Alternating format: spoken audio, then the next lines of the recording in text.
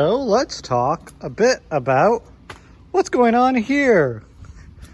Why is the motor up in the air? Why is it gray? Well, second question first. I got bored and I had spray paint. So that's how that works. Although I do love how this turned out right here. I think that came out perfectly. We got to touch up some trim here. Anyway, so why is it up in the air? Well, obviously we're pulling the motor out. But as we're pulling the motor out, let's go over some things that I did right with this and what went terribly, awfully wrong. Someone specifically asked me about the wiring on the car. So we'll get to the ECU here in a second. As you can see over here, we have the hub and the bus and everything. So I'll explain in a moment. The other side of that connector pulled out. I left this in and I used a few wires. And as you can see here, there's this little extra bit of wire here that connects to everything. So how does this all work? Well, into your Fiero, and you have a 85 manual. You have a couple wires that you're going to need to do. So first of all, you need down here, there's this little junction box. One of these goes to the battery, which is over here, and that powers all the accessories. And you don't need to touch. Let me get a better view of this. Hold on, you can't see. There we are. So you see the one wire coming out there from that hub that leads here to the battery, and that leads in and powers all the accessories that are inside this unit. So once you have that set up, what you need is this big purple wire is the starter. So that goes down here and into the starter. Activation solenoid. This one is your AC, or not your AC, your accessory power on all the time. So that needs to go, your key on power to some accessories. And those are really the only two wires you have to mess with when you're back here. So as you can see, both of them go, I wired them up with some red wire. They go into the junction inside, and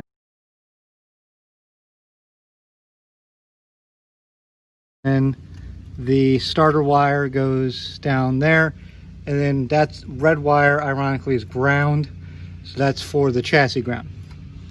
The other thing you need to do is all the relays and everything. If you get a like a car like this with all the relays intact, you don't even really need to mess with them, which is nice.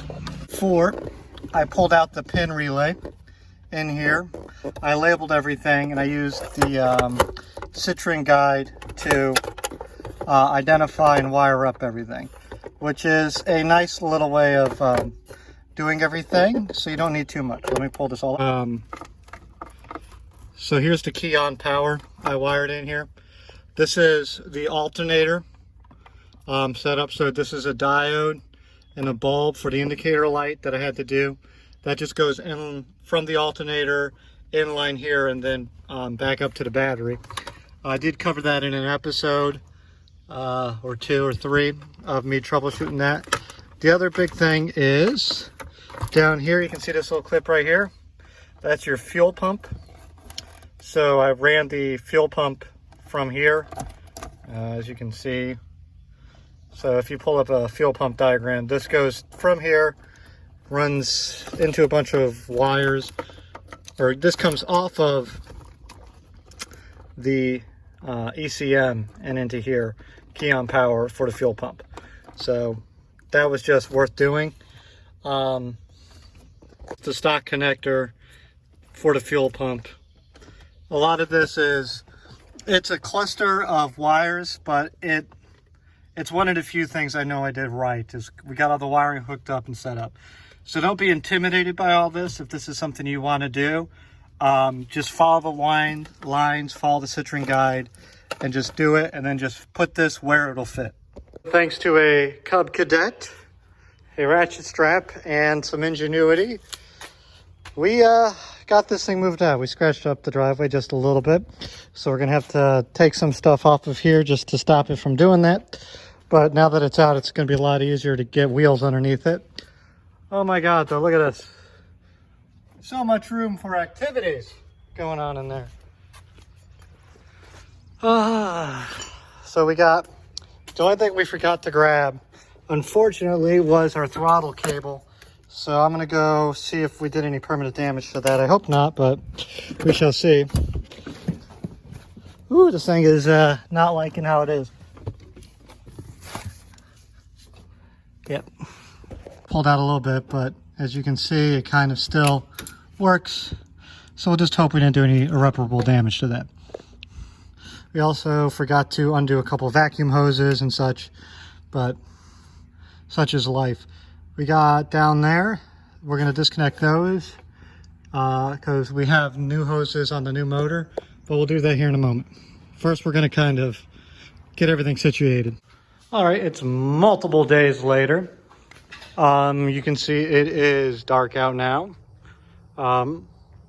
We have a motor in the car. Why am I doing this tonight? Well, because I'm a crazy person and this is the only time I get some free time at the moment. So what the plan is to get that moved into here so I can work on what's going on. I got my TV set up so I can listen to some podcast or watch some television. Highly recommend those guys if you haven't watched them. But let's see here. Why is this out of the car? Well, this was our positive battery terminal, which, no, bad. I don't know who did this, but it was very silly. So, one of the things is we wanted to make sure we got everything set up wiring-wise. We got in here. Let me turn on the... Oh, no, I bumped over my bucket of bolts when I got in here. Anyway, so you can see we got the new shifter cable. 5-speed. Hooked back up into it. Ooh, my voice cracked. This is a real late stage puberty going on. So most of the gears engage. So we might have to do some small adjustments. So 1, 2, 3, 4, 5, reverse. There we go. It just takes some effort. We got the new ECU plugged in. We got all the wiring and everything. We got to move the grommets down and get them hooked up and put all of this back where it goes. Hook up the gauge pod again.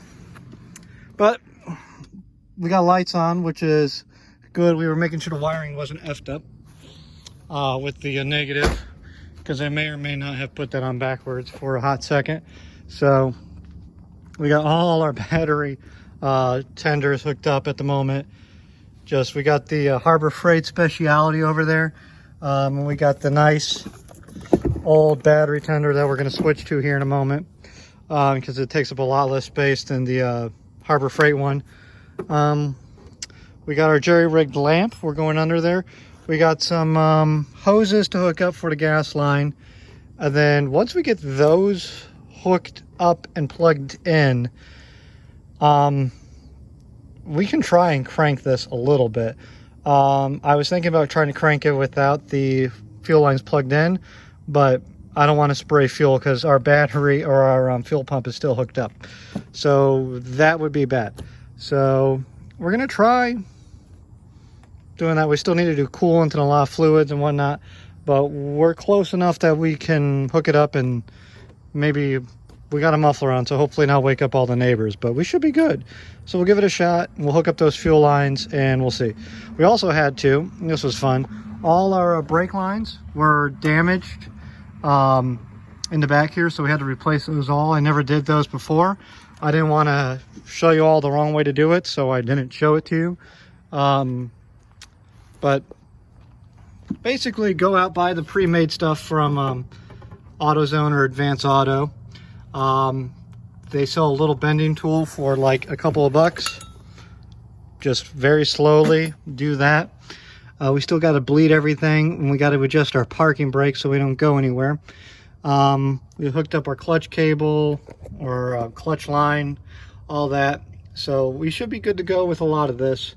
It's just a matter of hooking up those fuel lines so we don't throw everything, fuel all over everything, and cause a massive fire. So we just started up the car.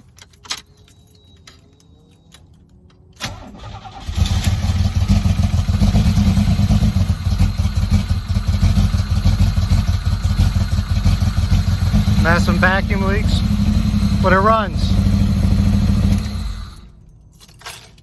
So we got massive vacuum leaks, which is to be expected. A lot of the vacuum line hoses aren't hooked up properly right now. I know it's kind of dark out here, and I'm like weirdly lit back there, but it turns on, it starts, we got vacuum leaks, but we're already well ahead of where we were. Thanks, Mark, over at Lost But Not Forgotten, Fieros. I smell fuel, so we're gonna check and make sure there's no leaks on the ground there. We tightened up the lines. We shouldn't have anything, but fingers crossed, we're gonna hook up some coolant lines, some vacuum lines, and we're gonna get this thing running. I'm excited. Here's something I learned at the new place. I don't know if you can hear it. There's a lot of street racing going on back there. I have a pole for reasons, but there's a stretch of highway back there, as you can't see in the grass, and I've heard all night, so this is probably like 2 or 3 miles away from me because of the trees and everything.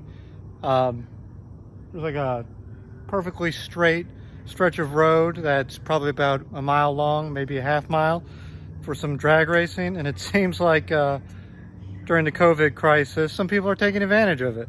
So don't street race, but there's a lot of fun sounds to include police sirens and some pops and fizzles. So there's that. So while we put this to bed for the night, my brake lines are leaking. That's not what this is. That's me bringing stuff in and not noticing a leak. So brake lines are leaking, so we got to go rebend some new ones. So because only the fittings really got effed up, hopefully I can show you that video of me doing that in the next video. I managed to find some stuff I thought was missing in the move, so that's nice. It does look quite, you can still hear the street racers out there. It does look good in the gray. I don't know if I've shown it off like fully in the gray, but what's going on? Can you hear that? I don't know if you can hear that. That's loud. Woo! So, pops and bangs and all sorts of fun. I'm gonna go out and I'm gonna find where that's going on here one night, not tonight though. So yeah, it looks good in the gray. It's so distracting. All right. So street racers aside, I'm going to work on this a little bit, hopefully soon, but I don't know quite when. So we're gonna call it a day for right now on that. So hope you enjoyed it. If you want any more details on anything that I did that maybe got glossed over because this was over a few days of doing this, just let me know. If you like what you see, do the YouTube stuff. Make sure you go check out, I have a full archive of all the interviews that I've done on YouTube. So go listen to some of those. Or if you prefer to listen to them on podcast, listen to them in a podcast. I would say I put the link somewhere, but I tend to forget that I'm supposed to do things. So we'll see. All right. Bye. Love you all.